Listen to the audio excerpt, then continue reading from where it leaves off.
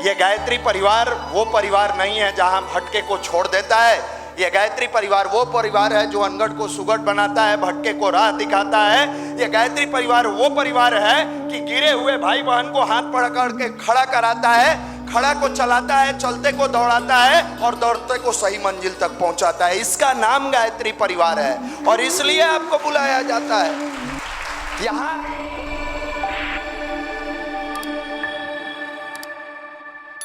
परम पूज्य गुरुदेव परम वंदनीय माता जी की कृपा बनी रहे, ऐसी मंगल कामना युवा प्रकोष्ठ की तरफ से। अभी बताया जा रहा था, हम अपनी पात्रता को विकसित करेंगे तो परमात्मा का अनुदान वरदान अपने आप मिलते चला जाएगा। आप जहाँ भी जाएंगे आपके पात्रता के अनुसार ही मिलता है। आप एग्जाम भी देते हैं तो होता है ना, क्या चेक किया जाता है? आपकी पढ़ाई की पात्रता। पीटी देते हैं, मेंस देते हैं, दरोगा की अगर आप तैयारी करते हैं, फिजिकल होता है तो उसमें आपकी शारीरिक पात्रता देखी जाती है। अगर जहाँ इंटरव्यू है वहाँ आपकी मानसिक पात्रता देखी जाती है। हर जगह जिस फील्ड में जाइएगा आपकी पात्रता का महत्व है। तो ये क्या है, आप भौतिक सुख के लिए भी अपनी पात्रता को विकसित करते हैं। और अध्यात्म क्या है?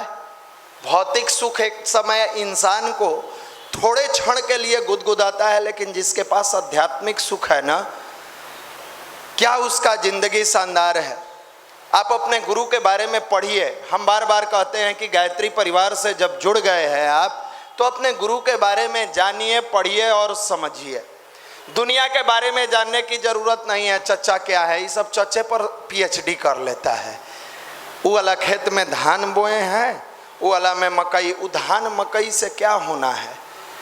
जो बेकार का समय है वो आप अच्छी पुस्तकों में लगाइए। गुरुदेव लिखते हैं, बेटे अच्छी पुस्तकें जीवन देव प्रतिमाएं हैं जिससे जीवन प्रकाशित होता है। हम लोग क्या सोचते हैं, मोबाइल जीवन देव प्रतिमाएं हैं, गूगल पर बोलने से जो मांगते हैं आ जाता है। 24 घंटा मोबाइल में लगे रहते हैं। नहीं, कभी गुरु के बारे में पढ़िए, अपने गुरु, अपने इष्ट, अपने मालिक के बारे में।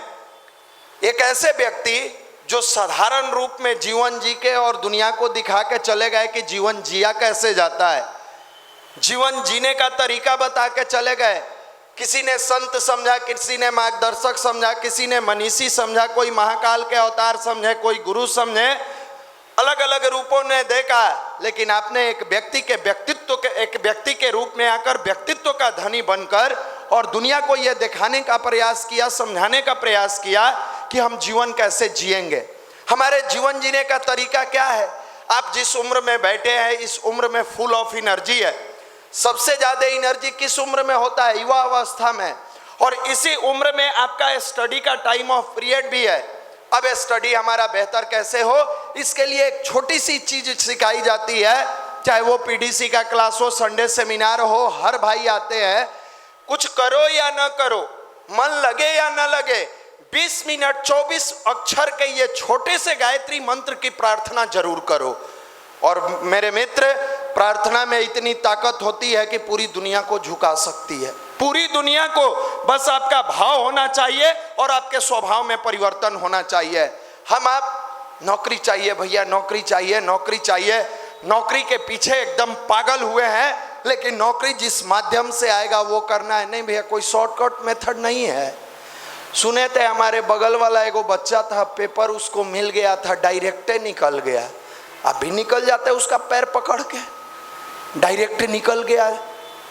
ये डायरेक्ट शॉर्टकट ये कायर लोगों की निशानी है। जीवन मिला है, संघर्ष करना होगा। सरपट रास्ते नहीं मिलेंगे। और संघर्ष से जब मन उबने लगे कि अब हम टूट रहे हैं, कुछ नहीं हो पा रहा है, हम कैसे सरवाइव करेंगे, एक बार अपने इष्ट, अपने मालिक, अपने गुरु के पास बैठना, दीपक जला के पूरे भाव से अपने हृदय के उद्गार, अपने हृदय के भाव को सुनाना और सुनाते हुए ये जरूर सोचना कि हम जिस कार्य को करने के लिए सुना रहे हैं, क्या उस कार्य के प्रति हम वफादार हैं। अगर आपने परमात्मा को कहा, फिर अपनी पुरुषार्थ को 10 टाइम्स बेहतर बनाइए, 10 टाइम्स 10 गुना बेहतर बनाइए।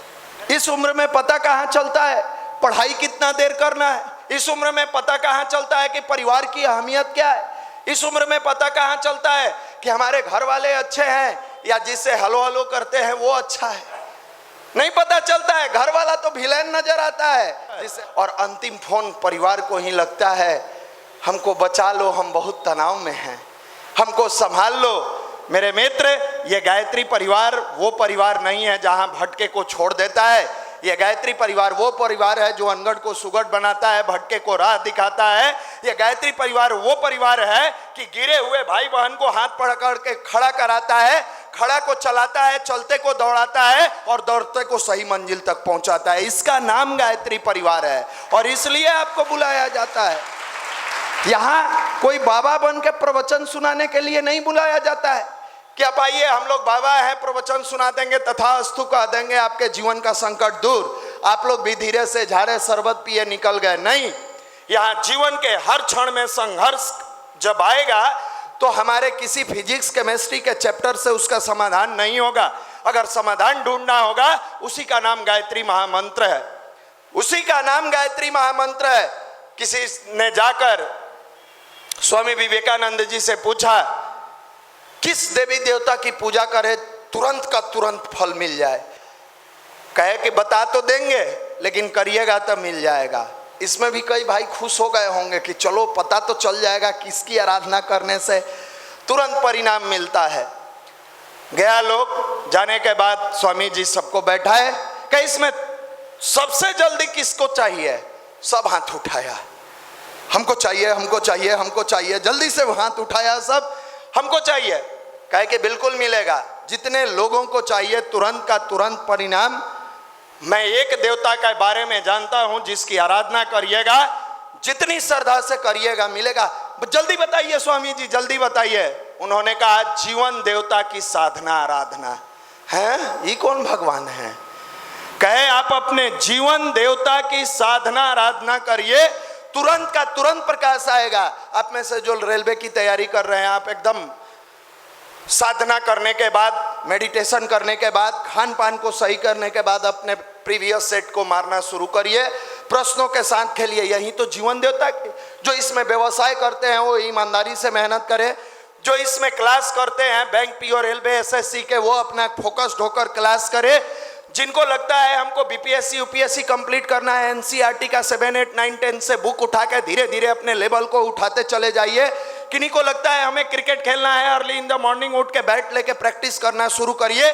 यही तो जीवन देवता की साधना आराधना है। और दुनिया में जिन लोगों ने अपने जीवन देवता की साधना आराधना किया, आज इतिहास साक्षी है कि स्वर्णिम अक्षरों में उनका नाम लिखा गया। बार बार यहाँ से सुनाते हैं, इसी जीवन देवता की साधना आराधना करने वाला व्यक्ति साधारण गडेरिया का लड़का शिवाजी बना, नास्तिक नरेंद्र विवेकानंद बने, पेपर बेचने वाले कलाम बने, अर्धनग्न फकीर गांधी के नाम से जाने गए, दलित का बेटा अम्बेडकर बना, चौथा पास व्यक्ति पंडित श्री राम शर्मा आचार्य पढ़े, अनमर गंवार व्यक्ति रामकृष्ण परमहंस बने। तो इस जीवन की साधना आराधना करने वाला हर युवा आया साधारण परिवार से है, लौटेगा पदाधिकारी बनकर। इतनी ताकत इसमें है।